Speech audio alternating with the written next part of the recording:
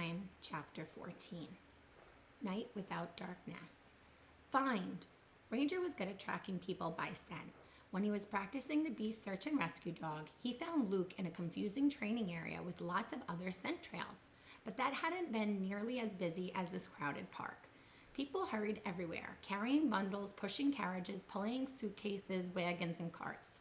Ranger sniffed the air as he and Lily walked through the mob. So many smells. He smelt dirt and grass, all trampled and stirred. He smelt horses and birds, fires burning and coffee heating. He smelt lots and lots of people, but so far he hadn't caught the scent of the jacket man. Ranger followed Lily through the buzzing crowd. Army men were handing out canvas tents and showing people how to set them up.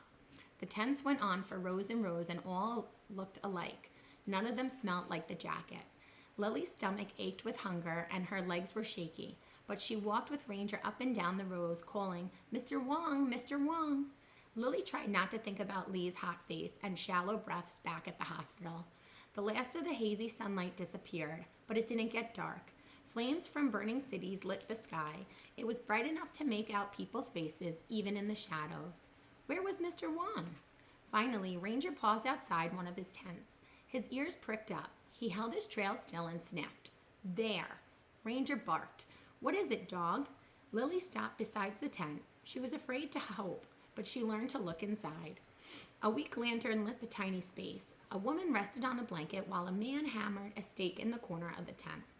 "Mr. Wong," Lily called. He turned and looked puzzled when he saw Lily standing in the tent's open flap. "I'm Lily Chen, May's friend."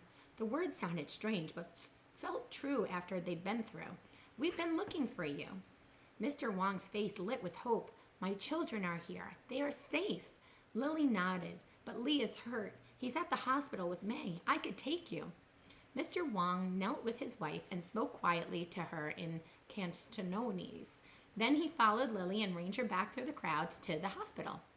When they arrived, May ran to her father and hugged him so fiercely she almost knocked him to the ground. The news was better now. Another doctor had come and given Lee medicine to keep him from getting sicker. He was propped up in the bed, sipping broth. May told her father the story of their day. Then Mr. Wong asked the nurse, "Can my boy be moved safely? We have family in Oakland. We had hoped to get a ferry today, but when we were separated, I feared." He pressed his lips together and shook his head. "My family's together now. This is what matters." The nurse nodded. "His fever should go down soon, and his leg is splinted. If you can find a cart and horse to take you to the ferry landing, he should be fine." "Very good news," Mr. Wong said. Lily nodded, but somehow the good news was squeezing her heart into a tiny lump. May and Lee would leave the burning city in the morning. They'd take a ferry boat across the sparkling bay to Oakland, where family awaited them. Lily's family was far, far over another ocean. Somehow she'd find her way back to Lomo and the other girls, they supposed, but it wasn't home. Mr. Wong took a deep breath and let it out in a long, quiet whistle. He looked at May. "The store will be gone when we return," he said. "Chinatown will burn to the ground by morning. All our things." He shook his head and then looked up suddenly. "The papers! You brought them?" "Yes." "Oh, Father, here." May reached into her bundle of clothes and pulled out the thick envelope she brought from the store. "I'd left them behind, but Lily and I ran to save them." Mr. Wong stared at the papers. "What is good, brave daughter I have," he said. Then he looked at Lily. "Thank you for helping her, for saving my family's future and my son's." Lily nodded, but her eyes started to fill with tears and she had to turn away. May reached out and squeezed her hand. "Father," she said, "Lily should come with us. When she stopped to help me, she lost her group from the mission house where she lives. They're not her real family, though, and she has no way to find them now. If she comes with us, she can help me care for little brother while you and Mother make plans. And then," May looked at Lily, "perhaps she could join our family and work with me at the store after school once we rebuild. We'll need more hands while little brother heals." The words swarmed in Lily's head. Come to Oakland? Join our family? Store? School?